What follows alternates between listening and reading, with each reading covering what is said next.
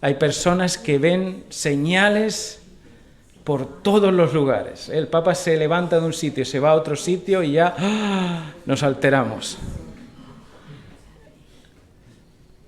El problema de esperar la segunda venida es que estamos más enfocados en el evento que en la persona que viene en las nubes de los cielos. Y esto muchas veces hace que la esperanza de la segunda venida sea frustrante para nosotros. Porque estamos esperando que se muevan los cielos, que se enrollen como un pergamino, que caigan piedras como talentos. Estamos esperando el espectáculo, pero no aquel que viene en las nubes de los cielos. Y de hecho todas las personas que ponen su obsesión en este apartado pasivo simplemente esperan que Jesús venga, que la lluvia tardía venga sobre nosotros como agua mágica y nos capacite para ser todo lo buen adventista que no somos ahora mismo. La primera cosa es que si no lo pides ahora, así dice el Espíritu de Profecía, si no lo estás pidiendo, tú no vas a recibir la lluvia tardía. Y eso hay que hacerlo diariamente. Y por otro lado, cuando estás más obsesionado con las señales, con la masonería, con las conspiraciones, con todas esas cosas, cuando te obsesionas con eso, que es cierto que hay cosas así, Dios está por encima de todas esas cosas. Y todavía sigue siendo soberano de que Jesús venga. Y el deseo de esperar esas cosas interesantes que Dios tiene para nosotros. No se espera lo que no se desea. Y a veces estamos muy cómodos, o Satanás nos tiene muy entretenidos en las cosas de este mundo, que ni siquiera estamos pensando en las cosas que han de ser recibidas por todos aquellos que aceptan a Jesús como su Salvador. Deseo. En la tierra hay muchas cosas que atraen tu deseo. Un buen trabajo, una buena casa, una buena familia, que no son malas en sí mismo, pero si son tu único deseo, tú no estarás preparándote para la segunda venida de Cristo. Y otro es que tengas confianza, que aunque el tiempo pase, Cristo es fiel. Y Él va a venir contigo, a pesar de ti o sin ti, pero Cristo va a venir. Y eso es una verdad inexorable. Y tú tienes que confiar que su palabra se cumple en los tiempos que Dios dice. La Biblia tiene dos palabras para el tiempo. En griego, la palabra cronos es la palabra que afecta a nuestro tiempo y nos hacemos viejos y cumplimos años, y el cronos tiene que ver con el cronómetro. Pero Dios no se mueve en el cronos, Dios se mueve en el kairos, es decir, en el momento oportuno. En el momento más óptimo es que Dios viene a esta tierra. Y si alguno piensa que Jesús tarda en venir, dice Pedro, es que Dios tiene un propósito, que más personas procedan a encontrarse con Cristo. Pero no se van a encontrar con Cristo solas. ¿Cómo sabrán, dice Pablo, si nadie les dice? Y ahí entra en juego tú y yo. Esperar la venida de Jesús no solamente es aceptar que Jesús viene, es colaborar con Jesús también en la proclamación y en la preparación de la segunda venida. Pasa a la siguiente. Generalmente cuando tú has entendido bien lo que es esperar en espíritu y en acción a Cristo, tú vas a manifestar estos cuatro frutos en tu vida, y tú vas a evidenciar que una persona se está preparando para la segunda venida. Yo he escogido estas cuatro, pero seguramente hay más, me podréis decir. Una persona que espera a Jesús es una persona alegre. ¿Estáis conmigo o no? A mí me enseñaron que para ser un buen adventista tenía que ser más serio que nadie. Que casi cuanto más serio y más amargado, más espiritual eras. La alegría es un fruto del Espíritu. La amargura no es un fruto del Espíritu.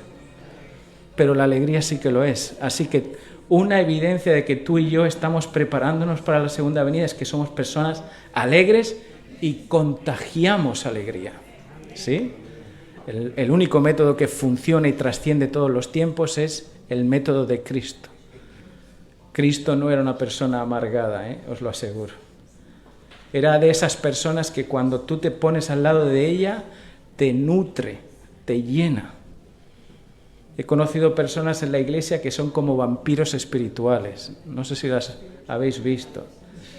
Te absorben toda la energía. Cada vez que te cogen, te cuentan ahí sus cosas y te absorben y te quedas debilitado realmente. Pero hay personas que su sola presencia hace que la iglesia se llene. Y eso es espectacular, Todos hemos conocido de esas personas que te nutren a su lado. Y Cristo era una de esas personas. Y tú tienes que llegar a ser una de esas personas. Y la evidencia externa de que tú estás preparándote para la venida es que eres una persona alegre. No porque eres alegre por lo que pasa a tu alrededor, sino porque tu relación con Cristo te ha hecho tomar una decisión. Yo seré gozoso en lo malo y en lo bueno. Porque el gozo del Señor, dice Nehemías 8:10, el gozo del Señor será nuestra fortaleza. Lo segundo que tiene que tener una persona que espera la segunda venida es que tiene que tener inquietud. No terminé la frase ahora que lo veo ahí, pero no esa inquietud de desesperación de a ver qué pasa, sino todo lo contrario, la expectativa. Recuerdo cuando mis padres nos regalaban cosas en Navidad, pues yo le había pedido a mis padres un camión grande, ¿no? Y yo esas Navidades vi una caja muy grande ahí debajo del árbol y pensé, ahí está mi camión, Y cuando empecé a abrir el camión, no era un camión, era, ¿sabes qué? Mi primera Biblia que me regalaron mis padres. Pero lo hicieron para saber qué clase de persona era yo. Y entonces abría hasta que encontré la Biblia. ¿Estás contento, cariño? Sí, papá, sí. Pero te aseguro que lo que disfruté más fue la expectativa hasta abrir el regalo. La inquietud de la persona que espera la venida de Jesús no es angustia ni miedo a lo que va a acontecer, porque lo que ha de acontecer acontecerá, sí o sí, pero el hecho de que tú estés expectante, con el deseo, con todos los sentidos puestos, va a hacer que tú seas una de esas personas que evidencian que estás preparándote para la segunda venida. Lo tercero es que tienes que ser una persona comprometida. O sea, no se puede entender que tú estés esperando la segunda venida y no hagas nada. ¿Sí? Las personas que esperan la segunda venida están comprometidas con la obra y comprometidas con su prójimo, hasta el punto que se acaban olvidando de sí mismo por desgastarse por las demás personas. Esto es un signo de que estás esperando la segunda venida. Y la última en este día es la paciencia. Una persona que se prepara para la segunda venida es paciente. Pero no paciente porque Dios tarda, es paciente con sus hermanos que no caminan al mismo ritmo que Él camina. Es paciente con aquellos que no ven las cosas como Él las está viendo. Un signo de madurez espiritual es que tú eres capaz de ponerte a la altura del que es más pequeño. Aquí cuando contabas la historia te has puesto aquí delante y eres una persona adulta, pero la madurez conlleva en ponernos a la altura para que puedan crecer y puedan lograr. Si vas tirando demasiado rápido, los de delante, ¿sabes lo que van a decir los de atrás? Que nos ahogamos.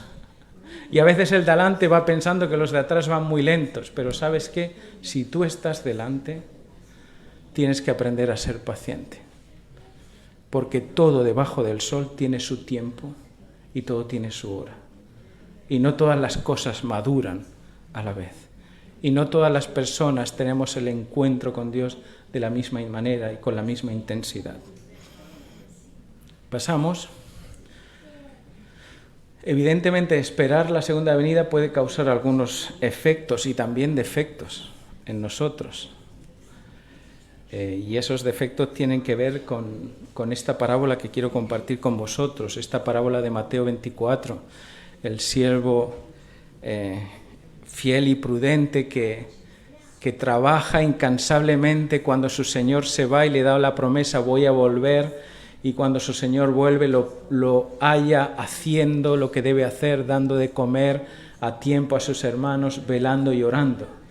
Y por otro lado, el siervo imprudente que sabiendo que su Señor tarda, fijaos lo que dice el texto, comienza a golpear a sus consiervos, a comer y a beber con borrachos. Estas son las dos actitudes que tomamos generalmente cuando esperamos la segunda venida de Jesús.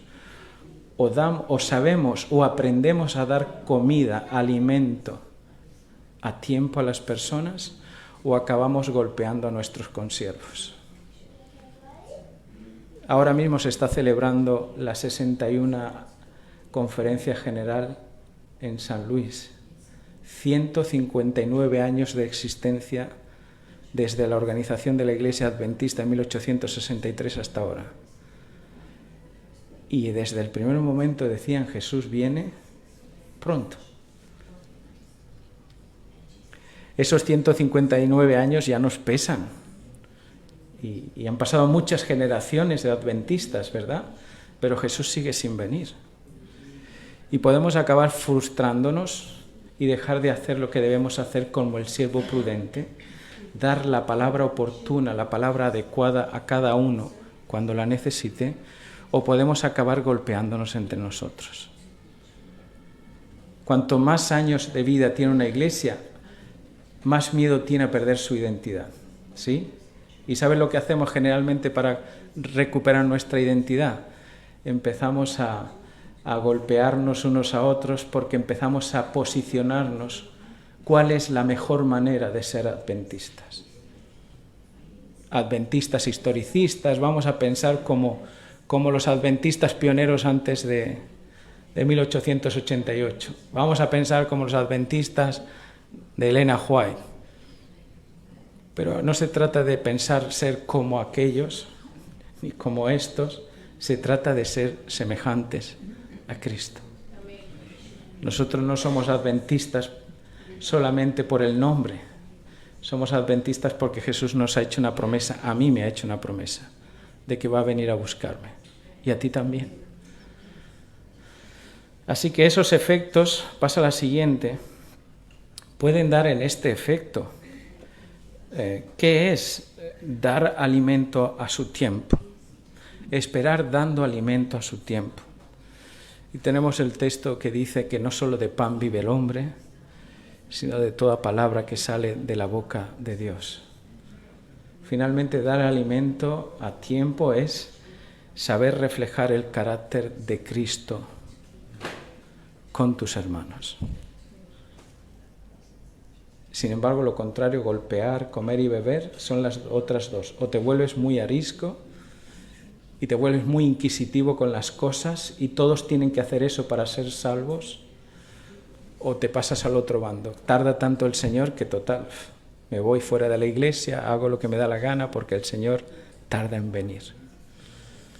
Sin conexión con Dios, sin conexión con la iglesia, sin encarnación, como hablábamos ayer, la encarnación es el acto de Jesús venir aquí, de ponerse en empatía con el otro, y sin ningún tipo de redención. Solemos ser demasiado ariscos al decirnos las cosas. Pasa a la siguiente. Evangelismo, la página 332. ¿Cuántos conocéis esta cita? ¿La conocíais esta cita? ¿Está en otros textos del Espíritu de Profecía? ¿Conocíais esta cita, verdad? Cristo espera con deseo anhelante la manifestación de su iglesia cuando el carácter de Cristo sea perfectamente reproducido en su pueblo. Entonces vendrá Él para reclamarlos como suyos. ¡Wow! La primera pregunta que me hago es si estoy reflejando el carácter de Cristo ahora mismo perfectamente. Pasa a la siguiente. ¿Qué tú entiendes? ¿Qué es lo que tú entiendes por reproducir perfectamente el carácter de Cristo. Porque aquí tenemos un pequeño problema. A veces pensamos que reproducir perfectamente el carácter de Cristo es vivir una vida impecable. ¿Sí? Porque Cristo no cometió pecado. ¿Sí? Vivir una vida impecable. Tú mejor que nadie, yo mejor que nadie. ¿Cómo está tu vida en relación al pecado ahora mismo? Porque si nos hiciésemos esta consideración, pensaríamos que estamos todos arruinados.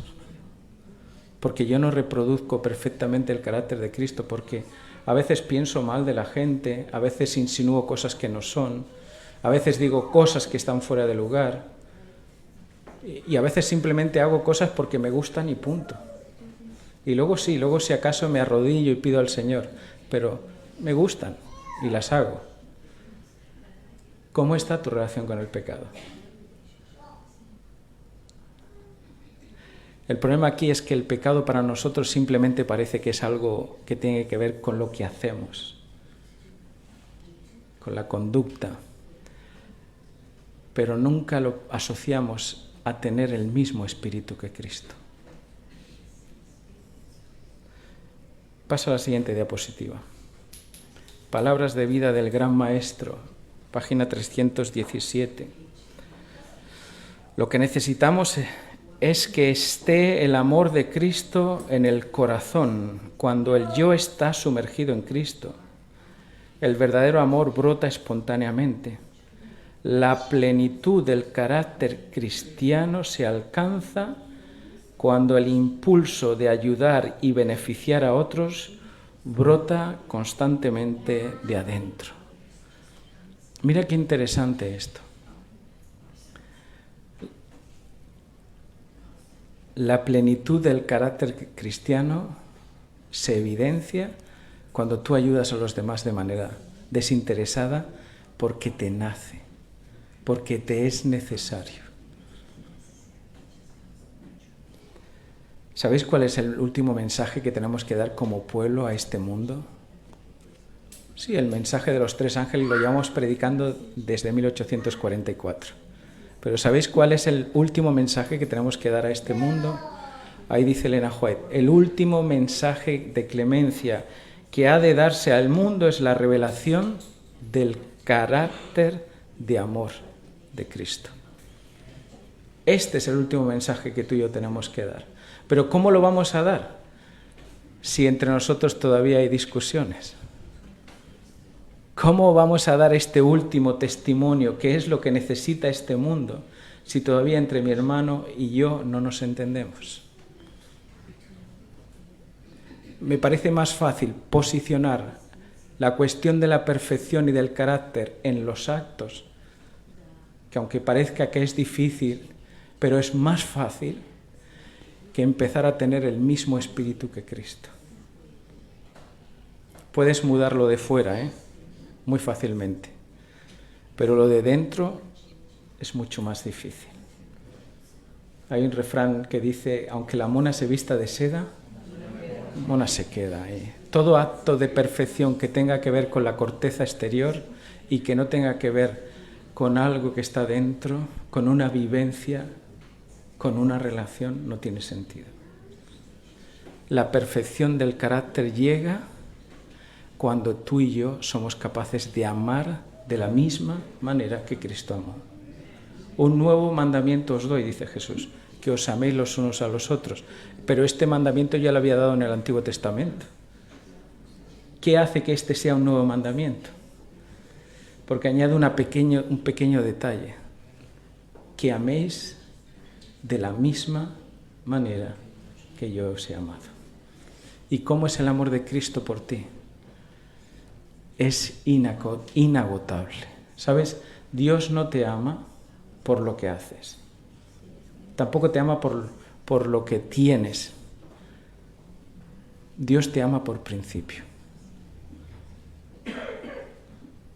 Hay un texto en Mateo 5:45 que dice, sed pues perfectos como vuestro Padre que está en el cielo es perfecto.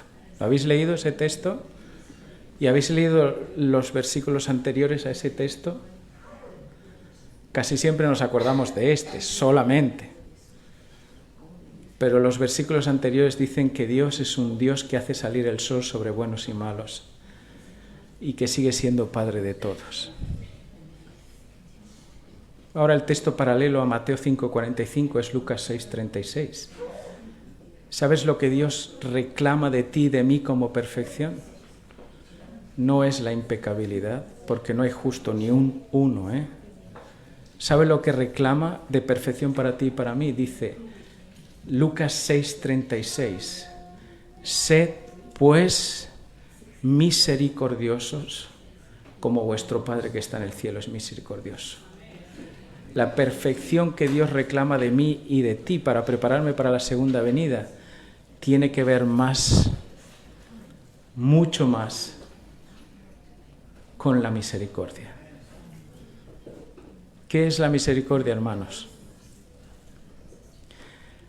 La misericordia no solamente es tener pena por lo que acontece, por la situación de la otra persona. La misericordia es una acción, una voluntad de acción de que triunfe el bien sobre el mal. Y de no devolver mal por mal, sino bien por mal. Y aún así extender un poco más la cuerda, contar de salvar, aunque sea a uno.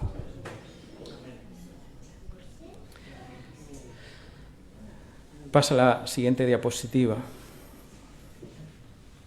De hecho, lo que va a identificarnos a nosotros como verdaderamente preparados para la segunda venida de Jesús es la manera en la que tú y yo nos vamos a amar. Esto dice Juan 13:35. En esto conocerán que sois mis discípulos, más que miembros de iglesia, mis discípulos. La diferencia entre un miembro y un discípulo es que el discípulo sigue al maestro por donde quiera que va. ¿Os suenan esas palabras a ese grupo especial de los 144.000 que dice que no se ha hallado mentira en su boca, que son fieles y que han seguido al Cordero por donde quiera que éste ha ido? Ser un discípulo de Cristo es amar de la misma manera que Cristo nos amó. Hasta el infinito y más allá, ¿no? Como diría el Buzz Lightyear. Hasta el infinito y más allá. Cristo nos ama así. Y además está contento de amarnos de esa manera.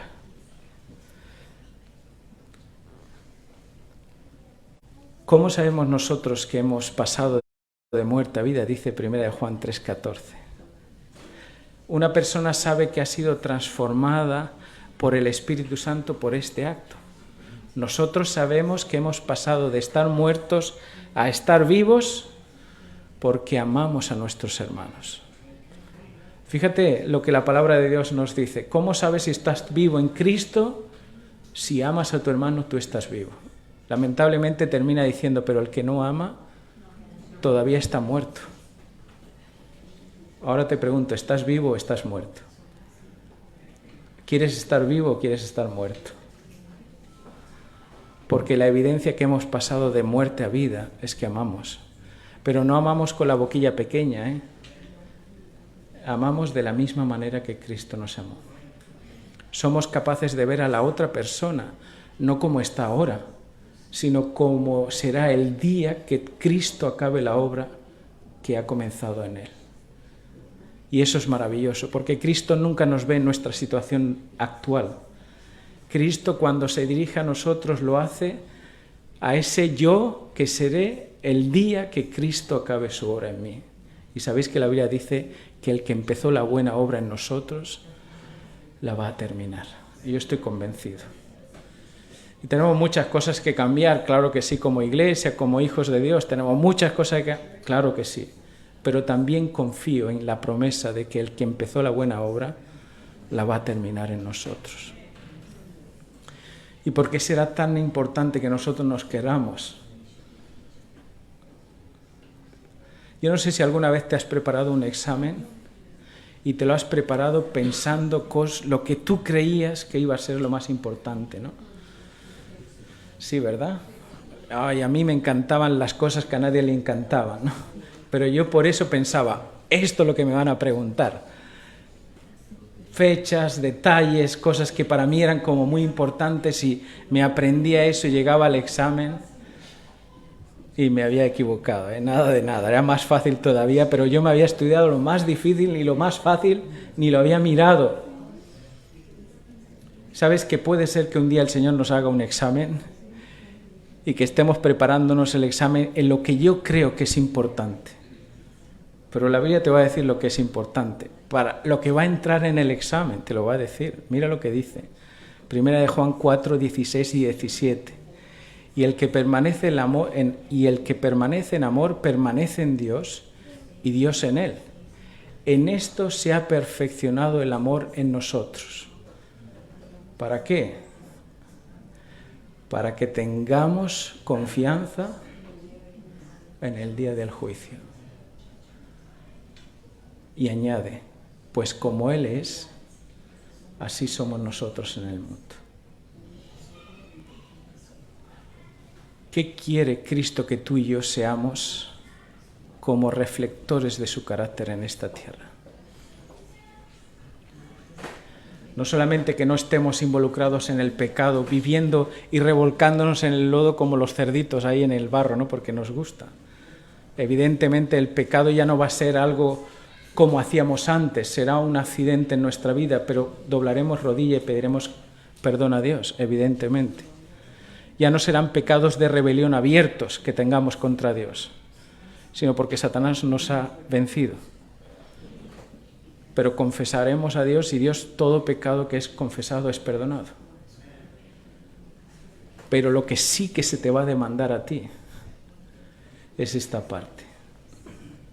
¿Cómo estás amando tú a la gente que Dios te ha permitido conectar en este lugar? Porque en el día del examen, en el día del juicio, esto cuenta mucho. El amor está perfeccionándote para el día del juicio.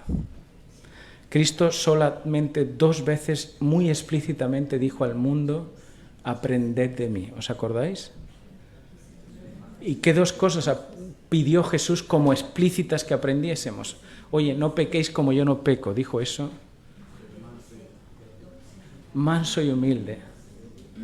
Ahora, yo tengo que entender qué significa ser manso y humilde, ¿eh? Porque capaz que le digo al hermano ahí, qué humilde eres, ¿no? Y te enfadas igual, ¿no? Humildes y mira lo que tengo en la cuenta, ¿no? Y sacas ahí tú. Humilde, parece que ser humilde es ser pobre.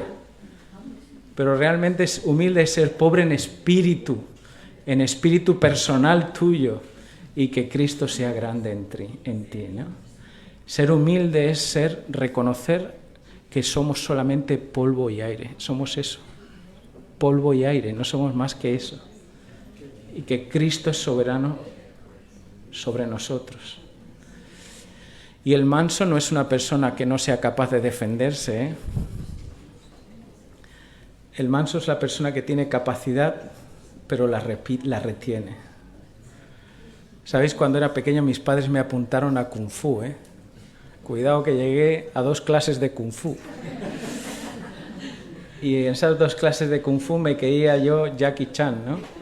Y entonces iba en el cole y si alguien me insinuaba algo, empezaba a hacer posturas y te pegaba un empujón y caía rodando como una canica. Pero sabes que las personas que no tienen poder son las personas que generalmente se están peleando siempre. Porque piensan que van a ganar, ¿sabes? Pero la persona que realmente sabe nunca entra en conflicto. Llega Pedro y corta la oreja ahí a Malco porque van a llevarse a su Señor. Le dice Jesús, ¿no sabes que si un solo ángel hubiese venido aquí, se hubiese acabado toda esta historia? La mansedumbre tiene con la capacidad de devolverle 10 veces más arruinando a esa persona y reprimir eso, tu derecho de venganza y de justicia, y ponerlo en manos de Dios. En esto es que tú y yo tenemos que imitar a Cristo.